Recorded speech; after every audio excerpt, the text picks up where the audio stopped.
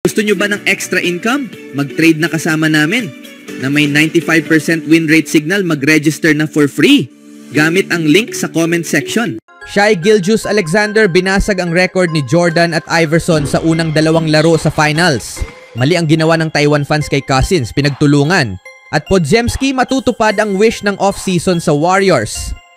Sa kanyang 34 na puntos na performance sa Game 2 ng NBA Finals, tinulungan ni Shai Gilgeous-Alexander ang Oklahoma City Thunder na makuha ang isang malaking panalo at maitay ang serye.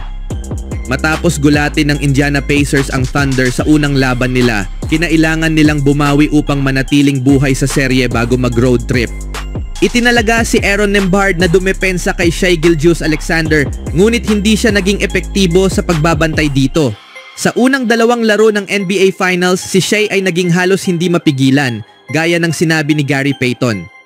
Ngunit ang ipinapakita niya sa playoff run na ito ay maaaring maituring na makasaysayan. Sa kanyang unang dalawang laro sa NBA Finals, nagtala si Shai Gilgeous-Alexander ng bagong record. Sa kanyang 38 puntos at 34 na puntos sa unang dalawang laro, meron na siyang kabuuang 72 puntos, ang pinakamataas na naitala ng isang player sa kanyang unang dalawang laro sa NBA Finals. Nilampasan niya sina Allen Iverson na nagtala ng 71 punto at Michael Jordan na may 69 na punto. At hindi lang iyon ang natamo ni Shai sa kanyang 34 na puntos sa Game 2. Sa pamamagitan ng kanyang performance kahapon, nagtala si SGA ng ika-11 laro niya sa playoffs na may 30 puntos at 5 assists. Naitay niya sina Michael Jordan at LeBron James para sa pinakamaraming ganitong klaseng laro sa isang playoff run. Parehong nagkaroon ng maraming playoff runs sina James at Jordan na may ganitong estadistika na may 30 puntos at 5 assists sa isang laro. Sa kasalukuyan, si Shai ay may average na 36 na puntos kada laro sa NBA Finals. Kung magpapatuloy ito, papasok siya sa ika-7 pwesto sa kasaysayan para sa highest points per game sa NBA Finals, kasunod ni Shaquille O'Neal na may 36.3 points per game from the 2000 NBA Finals.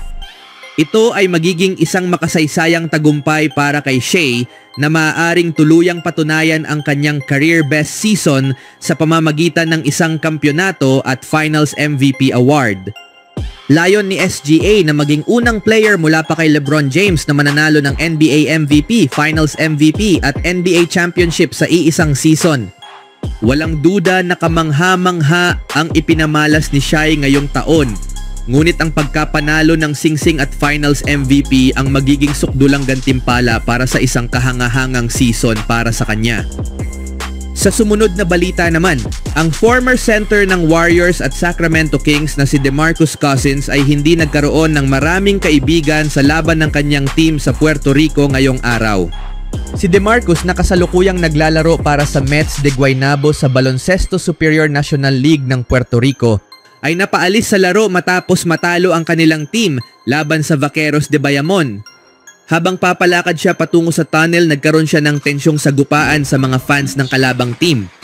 Habang maraming trash talk ang narinig habang siya ay naglalakad paalis ng court, tila itinuro ni Cousins ang kanyang gitnang daliri sa mukha ng isang fan na nag-udyok sa fan na yon at iba pa na hilahin siya at maghagis ng pagkain at inumin sa kanya. Habang tinatangkang lapitan ni Cousins ang mga fans na naghahagis sa kanya, siya ay pinabagsak sa sahig ng mga arena workers at security personnel.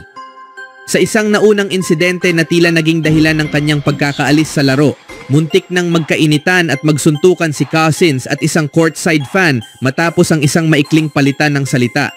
Hindi na nakapaglaro si Cousins sa NBA mula noong 2021-22 season, kung saan naglaro siya ng 17 laro para sa Milwaukee Bucks at 31 laro para sa Denver Nuggets.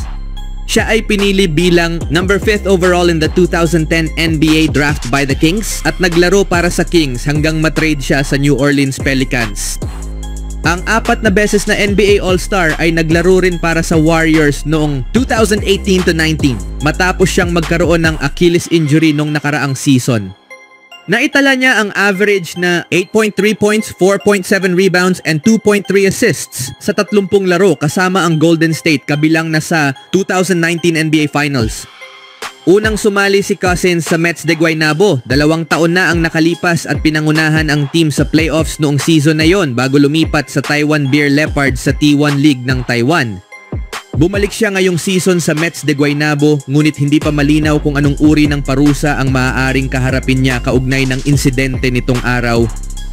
Speaking of Golden State, maaaring natapos na ang season ng Golden State Warriors, mahigit 1 buwan pa lamang ang nakalilipas. Ngunit si Brandon Podziemski ay nakatuon na agad sa susunod na season at higit pa, dala ang ilang malalaking ambisyon. Sa isang kamakailang episode ng Up and Adams kasama si Kay Adams, muling binigyang diin ni Podziemski ang kanyang hangarin na maging isang all-star sa NBA at maging bahagi ng Team USA para sa 2028 Olympics. Maliwanag na ang mga layuning ito ay hindi lamang nakadepende sa kanyang sariling pag-unlad bilang player, kundi pati na rin kung paano siya tinitingnan ng Warriors sa kanilang rotation. Sa nakaraang mga taon, ang pagiging star player ay naging pangunahing layunin din ni Jonathan Kuminga, ngunit nalimitahan ito ng hindi palagi ang playing time sa ilalim ni Steve Kerr. Sa kaso ni Podziemski, mukhang hindi magiging problema yon base na rin sa mga ulat at spekulasyon tungkol sa plano ng Warriors ngayong off-season. Matapos ang pagkakatanggal ng Golden State sa playoffs, iniulat ni Shams Charania ng ESPN na sina Mike Dunleavy Jr. at ang front office ay maghahanap ng isang playmaking wing defender o isang sentro matapos pilitin si Draymond Green na buhatin ang mabigat na responsibilidad sa second half ng season. Sa mga nakaraang linggo, naiugnay na ang Warriors sa ilang veteranong big man tulad ni Brook Lopez at kay Kristaps Porzingis bilang posibleng trade target, lalo't may salary cap issues ang Boston Celtics.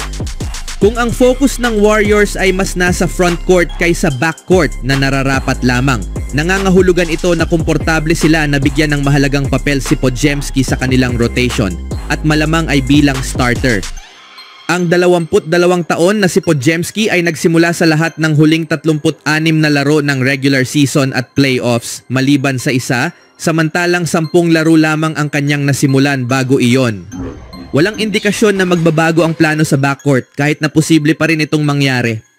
Pero kung bibigyan siya ng Warriors ng pagkakataong maging starter na naglalaro ng mahigit 30 minuto kada laro, magkakaroon siya ng tunay na oportunidad para maabot ang inaasam niyang all-star level. Kung mararating niya ang antas na iyon ay hindi pa tiyak, ngunit kung magagawa niya ito ay magiging malaking tulong sa kapalaran ng team at sa kanilang pag-asang makalaban muli para sa kampyonato.